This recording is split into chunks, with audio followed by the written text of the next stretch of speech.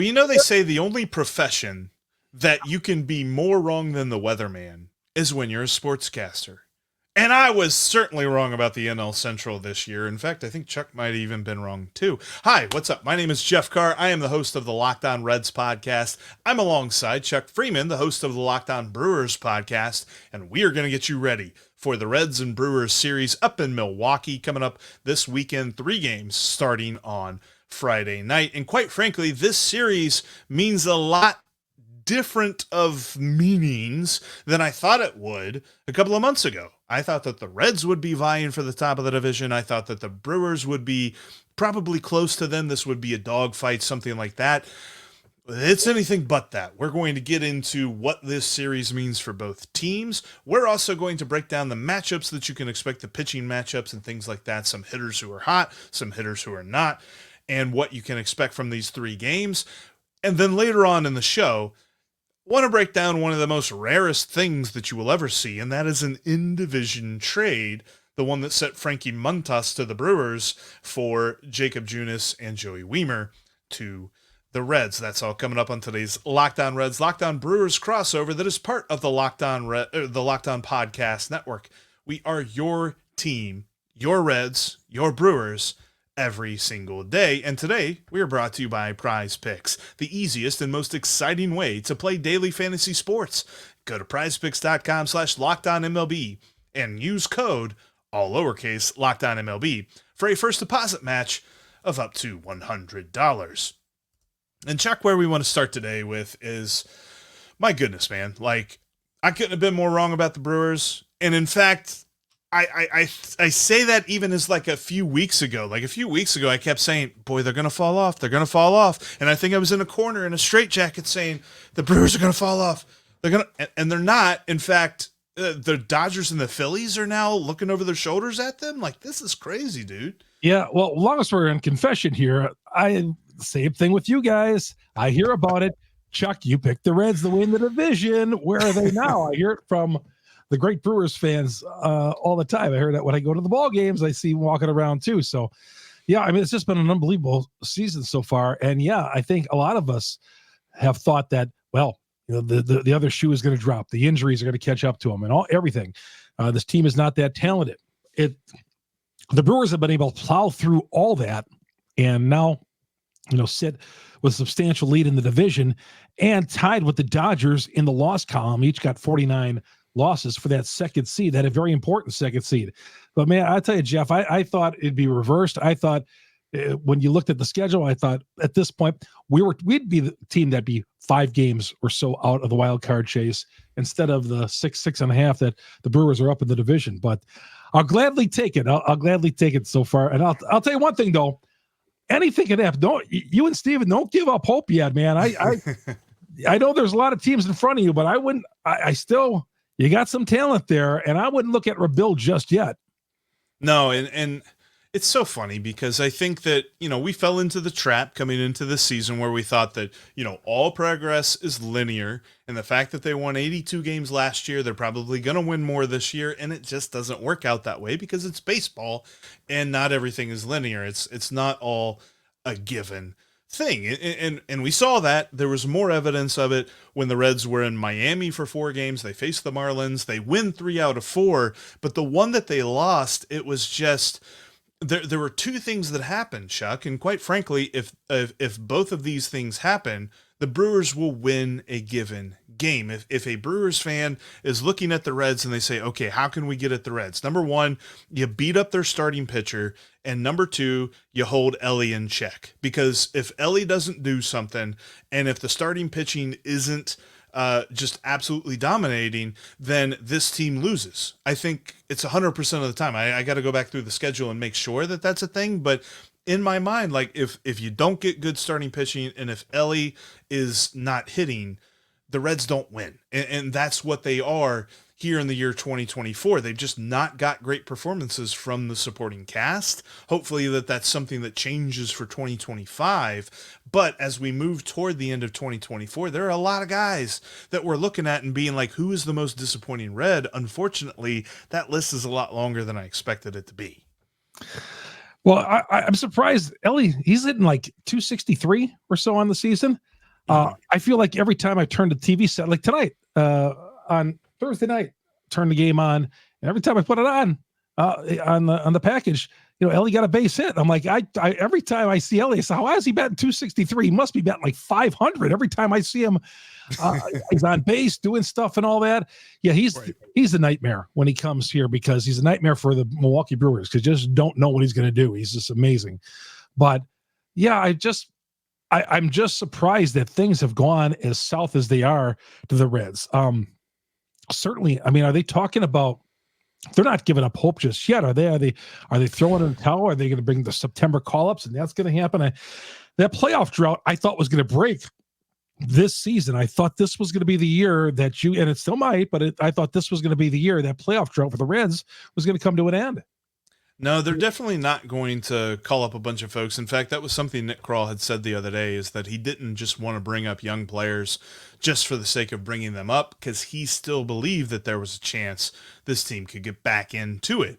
And as much as I love that competitive fervor that he has, and as much as I love the messaging that we're hearing from players and things like that, it certainly feels like every time I look at the standings for the last 3 months, the Reds are 5 games out of the wild card. They never get much farther, but they also don't get any closer. And as much as they have chances here and there to make up some ground and to beat some teams that maybe they should be able to catch up some ground with, they just can't ever seem to completely take advantage of those opportunities. Meanwhile, they're looking up at a Brewers side that, I don't know, man. Like, at this point, I'm just looking at the Brewers and I'm saying, how? Like, I mean, is anybody else competing with Pat Murphy for Manager of the Year at this point? Because I cannot believe that there would be. No, but there was been times when we thought that Craig Counsell was going to get Manager of the Year, and despite the numerous great runs that he never won Manager of the Year. But I don't know how you don't give it to Murphy with everything that has gone on. I mean, you talk about it. They've had so many injuries. They've started 17 different starting pitchers. 17 different guys have started a game for the Brewers. They've used a total of 34 pitchers this year. It's amazing. And some of those guys are on different teams right now. And then they come up here for a cup of coffee or two, like Dallas Keuchel, and then next thing you know, they released him. It's just been amazing because, like I said earlier, every time I think that this team is going to go away, like they had just lost 6 of 9. And then they come back against the Braves and they go to Atlanta and they sweep the Braves. And not only smashed them. They did. They scored, I wrote it down, 52 hits, 34 runs in 3 games. Amazing.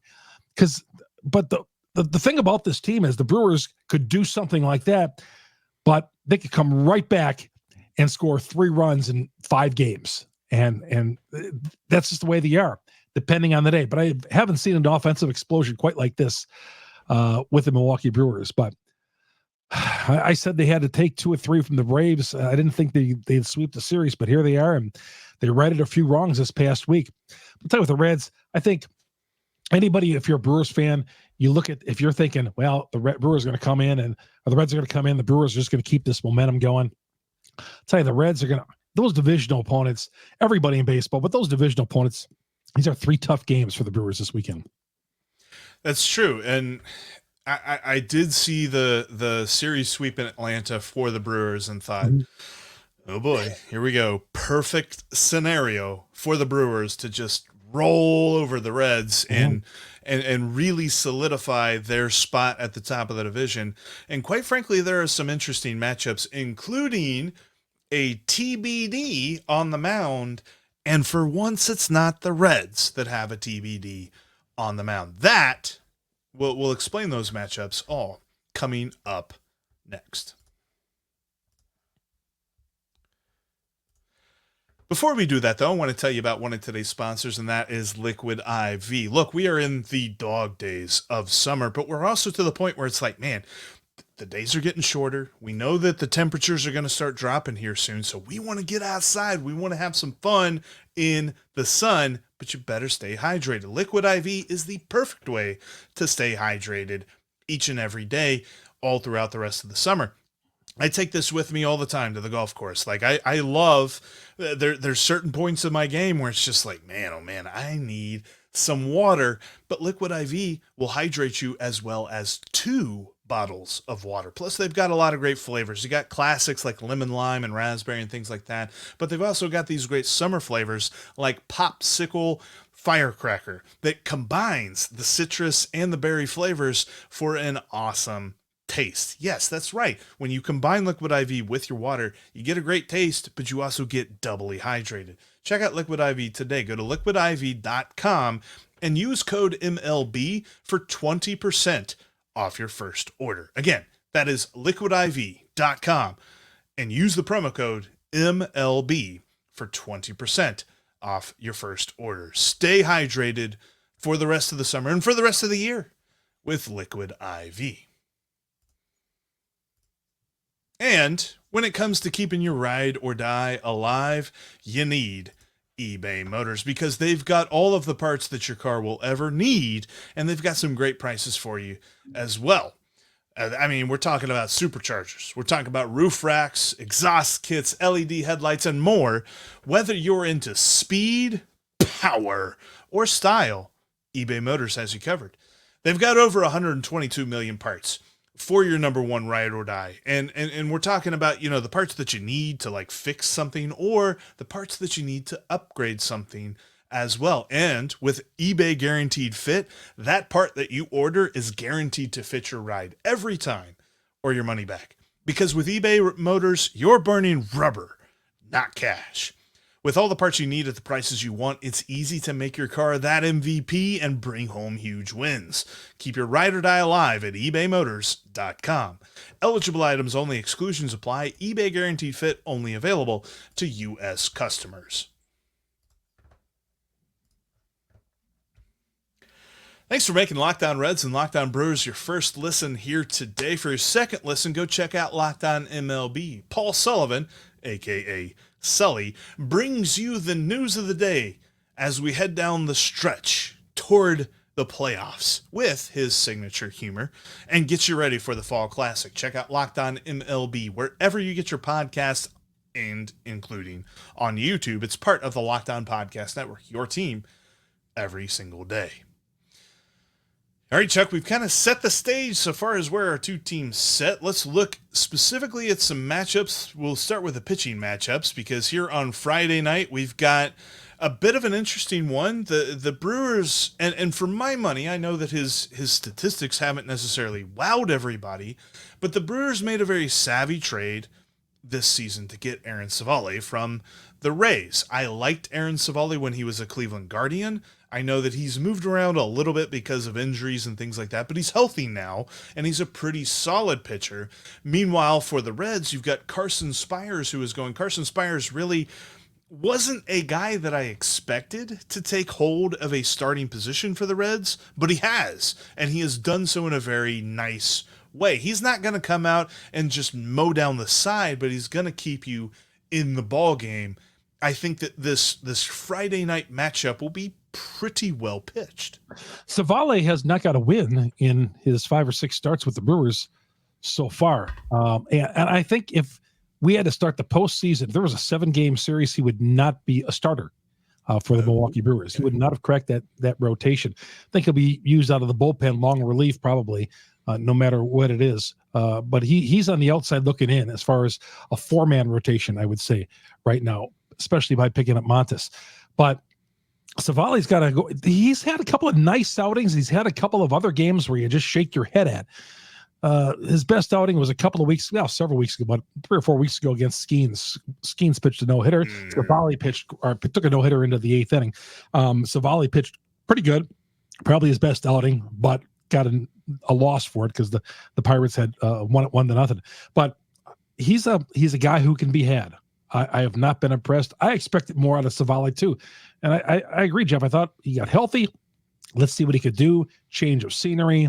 So far, unimpressed. A lot of Brewer fans and guys and ladies who follow the podcast say, we need to get Civale out of that rotation. And they even want him DFA'd. I wouldn't go that far, but I'd still keep him in the rotation. But I don't see him starting a game in the postseason, though. Why do we as baseball fans do that? I feel like a couple of years ago, all of us baseball fans collectively learned the term DFA. So if somebody does anything wrong, we're like, DFA him! DFA him!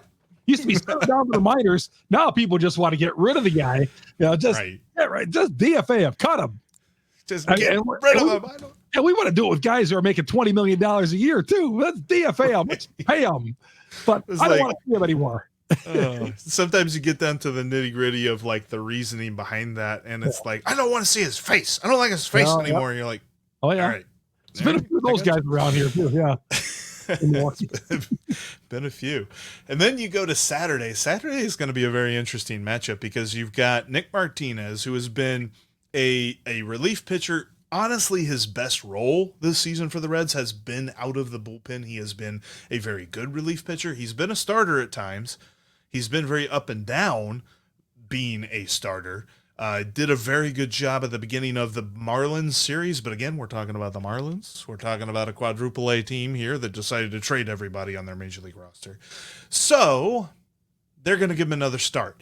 And with that, he's going to face Tobias Myers. And I know that Tobias Myers has had quite the season because I constantly see him on, like my fantasy baseball waiver wire or something like that. And they're just like, man, you might want to look at picking this guy up. And I'm like, man, I don't know, but he just keeps on pitching well.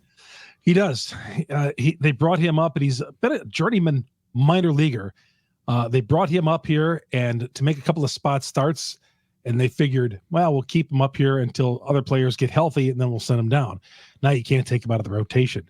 He's the guy I believe could start a postseason game for the Milwaukee Brewers. He very well could, but he's been terrific so far, going out and giving them quality starts. Sometimes we go with the home run ball a little bit more than I'd like, but he's been solid, a lot better than I thought. Again, a guy who's just bounced around. Sometimes Brewers have a few of those guys, including Colin Ray. But the Brewers have with Myers, a guy who's been very solid so far. And again, a guy you can count on in that starting rotation. And one of the reasons why the Brewers are 16 games over the 500 mark, because they been able to plug in Myers into the rotation. And, he's giving you 5 or 6 innings. Right.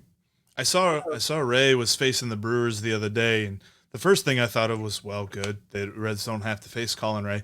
But I also threw a few bucks on that because they had the Brewers as the underdog in that game. And, well, the Brewers swept the Braves, so obviously that was a pretty decent bet on my part. But, yeah, I think that Myers has been a guy, like, as I've watched the Brewers this season, that I constantly kept thinking, man, it's just not fair. That whole I can't remember if it was Jesse Pinkman or not, but it was the actor who played Jesse Pinkman, and he did that whole scene. He's like, he can't keep getting away with this. I feel like that with the Brewers because they traded away Corbin Burns, and it's just like, you trade away Corbin Burns, how do you still have this kind of a team? And Tobias Myers is one of the many reasons as to why they are still here. But it's one of the reasons why I think that people aren't, like you might say, maybe not 100% confident in these guys, because it's like, here we are, getting to the middle part of August coming up here, and still they keep chugging along with these guys, continue to hold their own, the Colin Rays and the Tobias Myers of the world, and continue to be productive. And they plug in Andrew Monasterio in there, and he just gets, he can be sitting on the bench for 2 weeks and comes up, has a 2 or 3 hit game. So that's been the story. It's been a bunch of guys nobody's ever heard of around baseball, but are making some noise. Now, whether that's going to last in the postseason, that remains to be seen. Yeah, that'll be interesting to see once you get to October there. And Jeff, one thing about Martinez, how come he's starting? Why isn't he in the bull? Another guy who I think, like you said, bullpen guy. Why is he starting? Why didn't they keep him in the bullpen? So a big thing with that is the way that this Reds starting rotation has kind of been in flux here recently, especially with some guys who you kind of need to manage their workload for the season. They kind of had him pitch whenever Graham Ashcraft went on the IL. Carson Spires essentially took Graham Ashcraft's spot in the rotation because initially they were sending down Graham Ashcraft because he had not pitched well this season and they were going to work on some stuff. And somewhere along the way, we joked about it on the pod where, somewhere between Cincinnati and Louisville, he went through some sort of MRI and found out he had an injury to his elbow, and so they shut him down, and he's probably not going to pitch at all for the rest of the season. Not Tommy John, it was something else. But to that effect, the Reds kind of have a spot in their rotation, and I thought that they were going to give a shot to a guy that's really been shooting up the minor leagues for the Reds, but so far they have not done that, and with Nick Martinez being named the starter on Saturday, that's just another confirmation that they're not going to give, his name is Julian Aguiar, they're not going to give Julian Aguiar a shot, at least here in Milwaukee. I kind of don't begrudge them that point, because I feel like that would be a tough situation to bring him into. But yeah, that's kind of how that's gone. And speaking of the load management thing, one of the reasons I think Nick Martinez is going to continue to get a look as a starting pitcher is a guy like Nick Lodolo, who's starting on Sunday for the Reds. I would think, and I was trying to look and see if this was like said anywhere, but I haven't seen it like written down. But I gotta believe that they're like shooting for 150 innings with him. He's already at 103. 103 and a third innings is the most that he has ever pitched in the major leagues, and that was 2 years ago. Last year, he dealt with injuries all season, only pitched 34 in the third innings. So you can't imagine that he's going to get a ton more, but he is slated to start here on Sunday. This is the TBD game for Milwaukee, and we always like to joke that TBD is a really solid lefty that's got a nice breaking ball, but who do you expect to actually be pitching here on Sunday for Milwaukee? TBA, we won't know until Sunday morning. That's the way that Murphy is operated, because in the media, we'll ask him Saturday after the game, who's pitching tomorrow? Oh, I don't know. We'll figure it out tomorrow. He knows. He's just not going to tell us. Could be Joe Ross. Could be Bryce Wilson. It could be one of those names right there. They could have an opener and then have one of those guys go. So that's the way the Brewers operate. You won't know until Sunday morning. You won't know until Sunday morning. You get to the game and, he's pitching. Okay, good to know. There's been a lot of that this year. Man, I hate to throw my hat in for the guy, but I mean, he came into a heck of a situation with Greg Counsell jumping ship, and I can't throw my hat in for any other manager than Pat Murphy getting that award this year. I just can't imagine it. But I tell you this, though, the interesting part about this is that his whole pitching equation was made easier by the Reds in a weird in-division trade that we don't really see very often. Kind of want to break that down a little bit. Frankie Montas to the Brewers and what all that did for the Brewers the rest of the season, coming up next. PrizePicks is America's #1 daily fantasy sports app. Over 5 million active members. Unlike other apps, PrizePicks, you against the number. You like playing daily fantasy sports like a lot of us do. Hey, man, it's you. All you have to do is pick more or less 2 to 6 player stat projections. Let's say you like Adames has been on a home run for the Milwaukee Brewers. So you have 3 home runs in the Braves. Maybe you like him. You get good odds. You like him to go over, and you like somebody else to maybe less on base hits or so. The Brewers have been on such a run offensively. You would have to say maybe there's going to be some regression. Anyway, you want to work it. You need to get in all the action with your friends and become a PrizePicks community today. Start the winnings rolling into your bank account today. You could win up to 100 times your money. You could turn as little as 4 picks, $10 into $1,000. Very easy, very good to do. And all you have to do is download the app today. Download PrizePicks. Download the app. Use that promo code LOCKEDONMLB. That first deposit match going to match up to $100. Again, use that promo code LOCKEDONMLB, LOCKEDONMLB, PrizePicks. That first deposit match up to $100. Pick more or less. It's that easy. But hey, all you need to do is put down maybe $10 in. You could turn that into $1,000. Just pick anywhere between 2 to 6 player stat projections. Watch those winnings roll in, but you can't win unless you download that PrizePicks app today. You can catch every pitch of the Reds and Brewers hometown broadcasts with SiriusXM. All you got to do is you download the SXM app and you search Reds or Brewers, and you can take your favorite team's home broadcast with you anywhere. I know that, certain apps allow you to do so within a certain mile radius of the city or whatever like that. Sirius isn't like that. You do that wherever you go. And we want to close out today's show talking about, the Frankie Montas trade that sent the Reds opening day starter to the Brewers. And quite frankly, Chuck, when I saw this news, it was super surprising because not only are in-division trades rare, but also the idea of trading Frankie Montas really wasn't in my mind. Like, Frankie Montas has had kind of an up and down season. He's had some really good starts. He had a start in Colorado where I think he set the record for fewest hits allowed by a visiting pitcher. He allowed 1 hit. Obviously, Rockies have never been no hit at home, so there you go. But he's also had some other starts where he threw 40 pitches. I remember succinctly there were two different starts where he threw 40 pitches in the first inning, and he would only last 2 or 3 innings in those starts. And so you were thinking, what is this guy? What's going on with him? Quite frankly, he has shown that he's healthy. I don't think it's a question of health after he dealt with the, shoulder surgery that he had a couple of years ago. But I also wonder a little bit, like, what is his longevity like? I hope the best for him. I hope that he gets a chance to really pitch well in the postseason here. But this trade just, it shocked me. I can't imagine that you had much of a different reaction. It is. I was surprised. I did a double take when I got the alert on my phone. It was like, they made a trade with the Reds, same division. Yeah. Just odd. He's come out and he's in both games that he's pitched in so far, hasn't pitched great, but the Brewers have backed him offensively. They scored 8 runs for him last Friday night. They scored 16 on Thursday. So they're scoring some runs for him so far. He only pitched 4 innings in Thursday's game, but I'm just a little surprised. Again, another guy who's going to be fighting for a spot to start in the postseason. I don't have him starting a game right now. We'll see, but they needed some length. Number one, they needed someone to give him some length. He didn't give him length on Thursday. He did last Friday. We're going to give him a few more starts.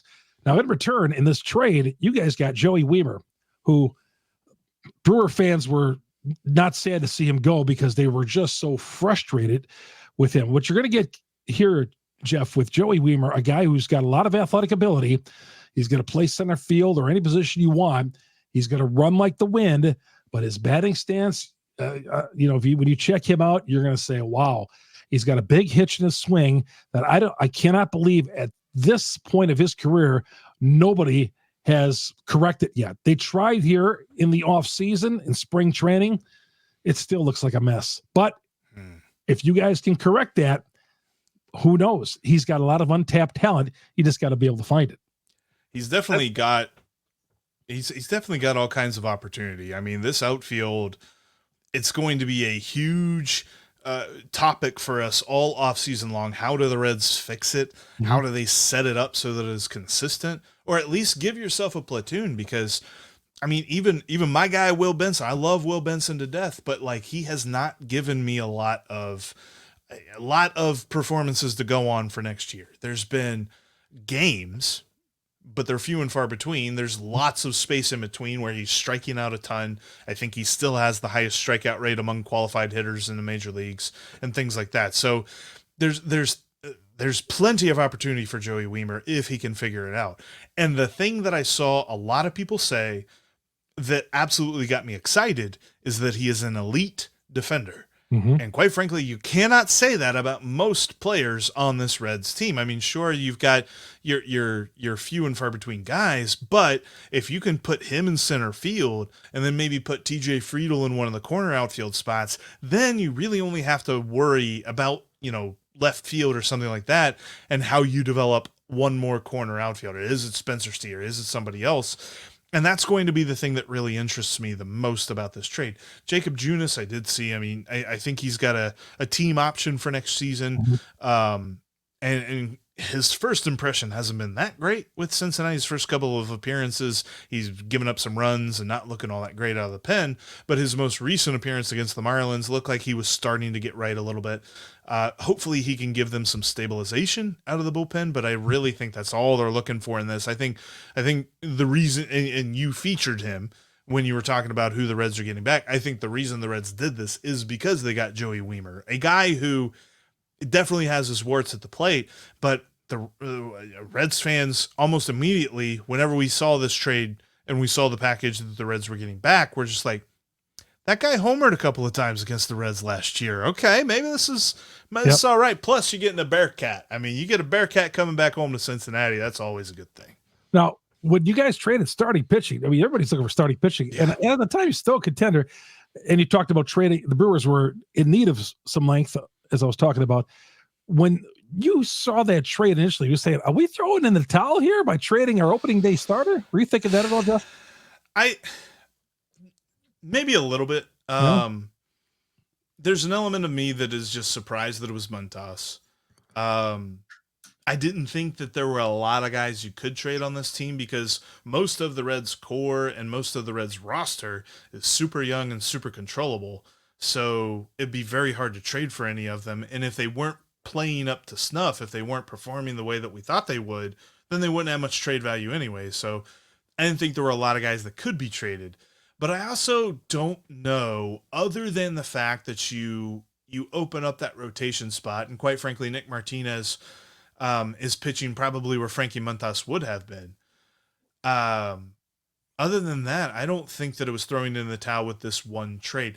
Most of the trade deadline for the Reds, the moves that they made, you can point to them and say, well, you're not buying, but you're also not selling. Like they were like half in, half out of everything with all the moves that they did. So it was one of those deals that I was kind of like,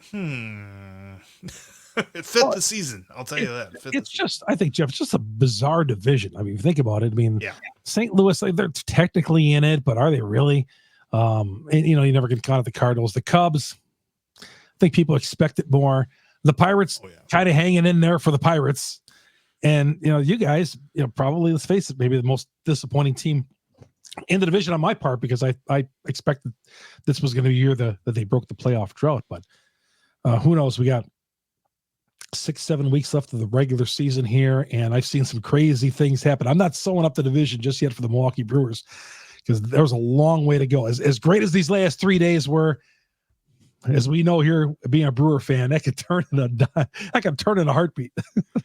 It's so crazy, and this is such a tightly contested division. I mean, so looking at the schedule, there's 3 games here in Milwaukee. There's a 4-game series that is in Cincinnati coming up next month, and then that's it for the Reds and the Brewers this season, weekend, right? Yeah. So it's a nice long division series there, but at the end of the day, like this kind of feels like a must win for the Reds, and I don't know that they're going to get it done. I would love to sit here and say that they would, but a great I don't have a good feeling. A great manager once said, and you can relate to this guy, I remember him saying it, Sparky Anderson said, if you got games left with that team and you're within range of that team, you always got a shot. And I remember he was manager of the Tigers, and he was in the Brewers he was in the Tigers locker room, and they were trying to chase down, I forgot who. And he said, if you have games left and you're within range, you always got that. And he did it in a Sparky Anderson tone. One of the great managers of all time. But yeah, I remember him saying that. So I'm thinking right now, you talk about the 7 games, still within that range, never give up. That, I think, is the perfect way to end today's crossover. Thank you, Chuck. I appreciate you getting to talk to you always. Looking forward to this weekend. Gonna be an interesting series. I know that the Brewers have dominated the Reds in series over the last few years. We'll see if that can turn around. I don't have a lot of faith in it, but it's going to be fun for 3 games. I'm sure of it. I don't think there's going to be any blowouts in this one. I think that's going to be some tightly contested games. And for the series recaps on both these, or for both sides, make sure you check out Locked On Reds and Locked On Brewers coming up on Monday as we look back at these 3 games. Jeff, I'll say real quick for Reds fans, and you're going to get a lot of Reds fans coming into Milwaukee. You guys are great fans, unlike those Cardinals or Cubs fans. We love the Reds fans. But the Wisconsin State Fair was going on right down the road, let's say about a mile. Traffic is heavy. When the Brewers are playing and the State Fair was going on, it's the final weekend of that. Milwaukee's going to be very, very busy. Hotel rates are up. Go ahead, get your hotels early, man, because with the state fair going on, there's a few things going on in Milwaukee. So it's going to be a busy weekend besides the Brewers and Reds. Go ahead and get down to the ballpark a little bit early. You can get a brat and you can get an extra beer for you. There we go. I might run into you. Exactly.